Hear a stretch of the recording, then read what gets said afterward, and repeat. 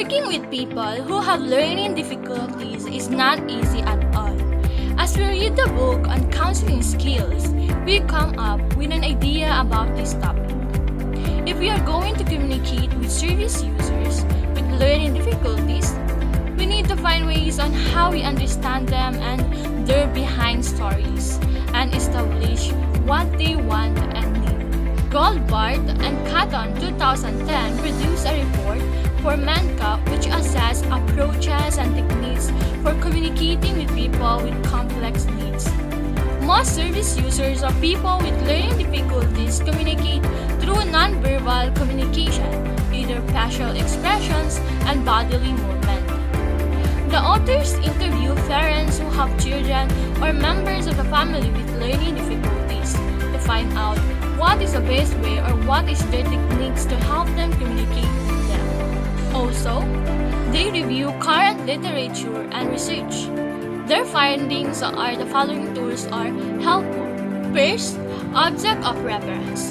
The object of reference is when a worker uses a particular object that is relevant. This use as a sign to determine what is the service user with learning difficulties wants to do.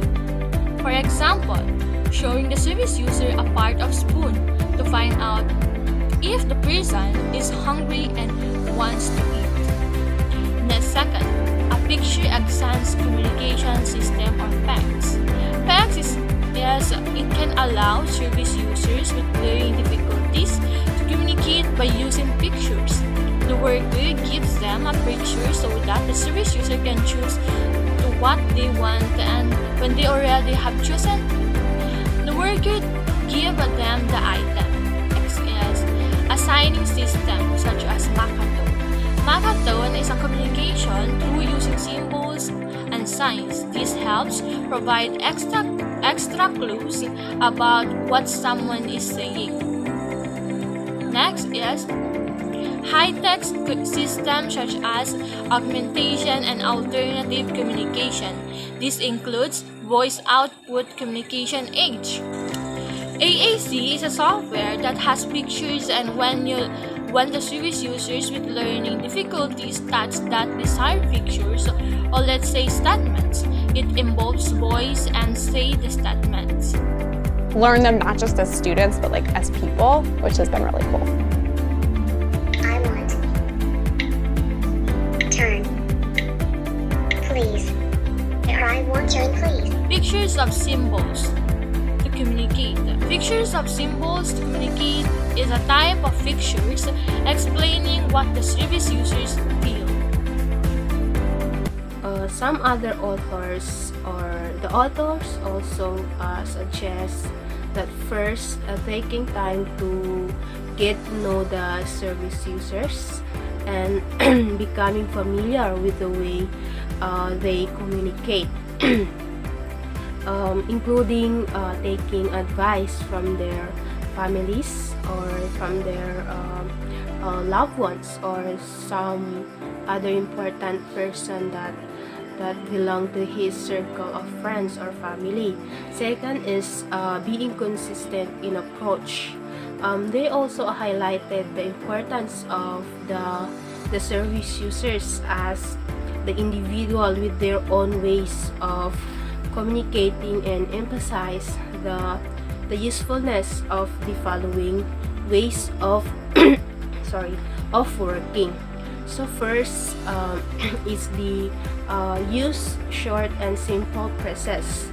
So we need to use simple phrases in order for them to understand. And second is approach the service with warmth. Example, by smiling on and giving a positive greetings.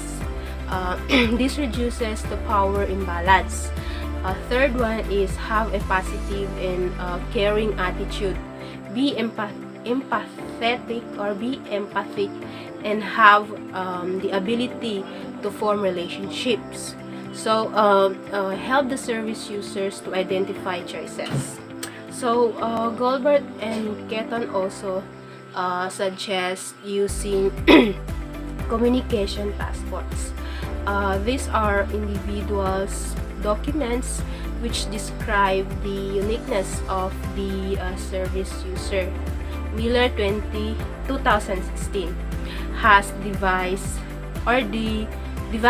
an excellent template for choosing a communication passport.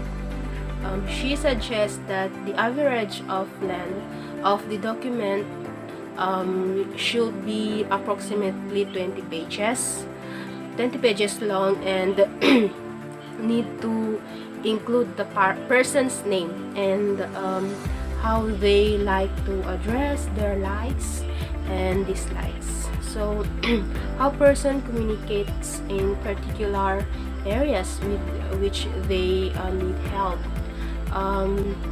MenCap's website highlights that 55 pages % of people's communication is through body language. So being a worker that handling a client facing a learning difficulties, and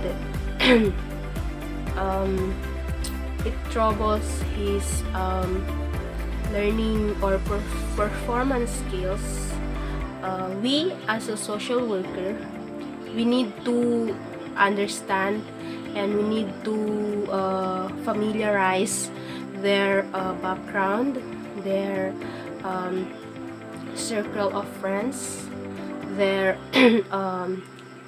his family background, educational background.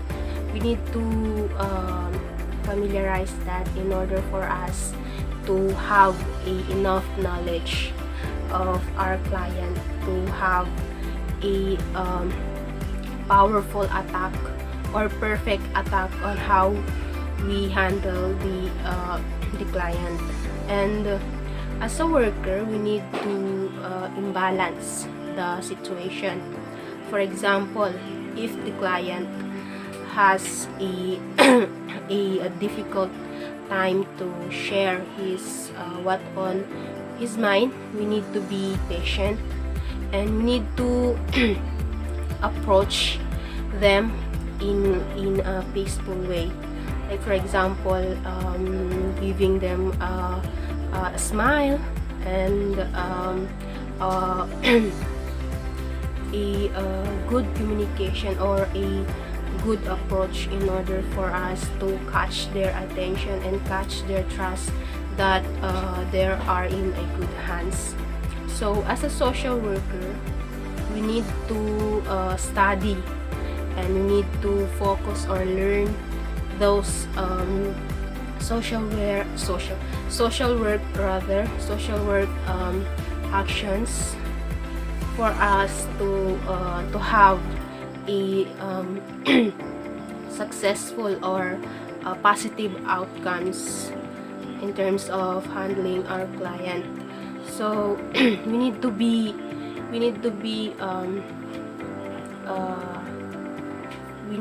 more patient in terms of handling our client, because there's a situation that they are not comfortable in terms of sharing their problems, their past, and we need to be understandable into that situation.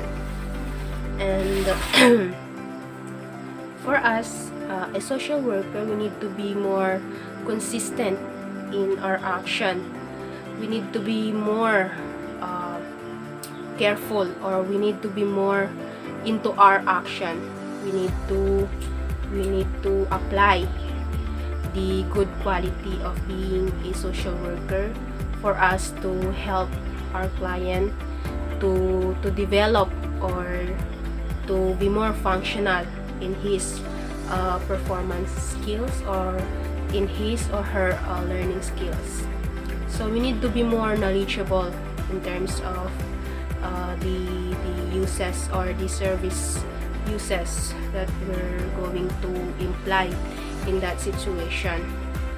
So for us as a social worker, we need to be more knowledgeable we need to have a lot of knowledge to that into our client for us to help them and for us to reach them in a perfect way, and for them also to share and to be more open in terms of sharing their past or their stories.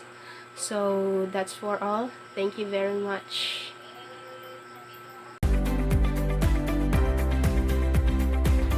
Bismillah. So, for number 1, find a good place to communicate in, which is no distractions. This means a place where you can communicate with your client without hesitation or distraction, where the client or the person can express out his, her, and or herself. And if you are talking to as a client, if you are talking to a large people, please be aware that some of them might find your situation difficult. For number 2, ask questions. As a service provider, you have to throw questions that are not just answerable by yes or no. So this means find ways to make the person with learning difficulties express themselves, their struggles, and everything about them. For number 3, paraphrase to check understanding. So this means as a service provider, you have to check with the person that you understand what they are saying. Say for example, if you find yourself struggling, is that right? So this is just to make sure that you are following your client. For number 4, observe the person's body language and facial expression. So this means watch the person. They might tell you things by their body language, facial expression, so that as a worker you have to be attentive and sensitive towards your client. For number 5, learn from experience. You will need to be more observant, and don't feel awkward about asking parents or carers for their help, because it is quite difficult to deal with this kind of people. So we all know, so we are all aware that dealing with people who have learning difficulties is somehow quite difficult. So you have to coordinate with the carers or the parents of your client. So for number 6, use gestures, facial expression to clarify feelings.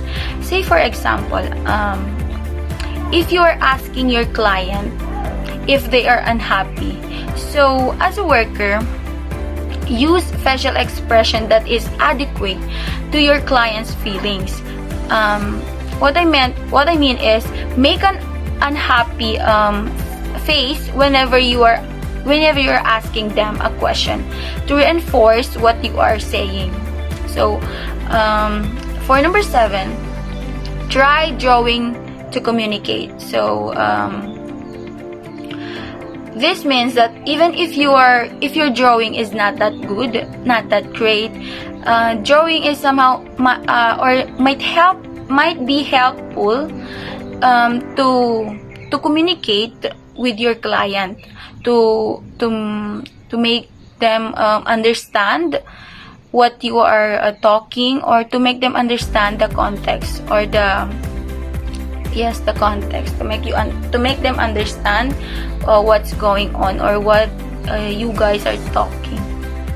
So for number 8, so maybe they are alike with the number 7. Use object, but this one is object, photo, and or picture.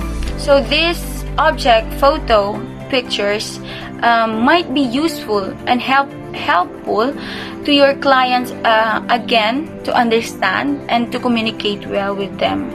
So say for example, when you show them a picture or object, they might easy to understand you.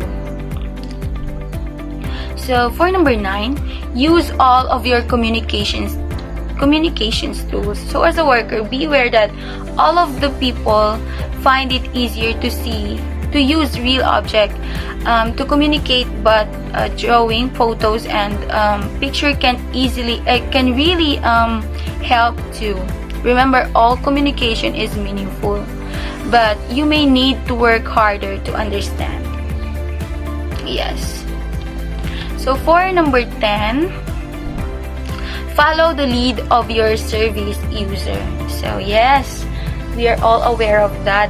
So social workers should not force decisions, solution towards her client, because the client has come to the service provider to seek for a help in line to the principle of social work, that is self-determination, that emphasizes that every individual client has the right to decide what is appropriate for them and decide the ways and means to realize it. So we are all aware of that. So for number 11, go to the service user's pace.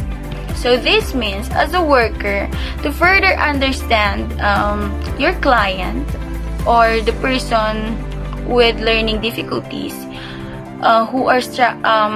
we have, as a worker, we have to study or research everything about them, so that as a worker, you can find ways to handle your client situation, and for you to know how to effectively deal with them.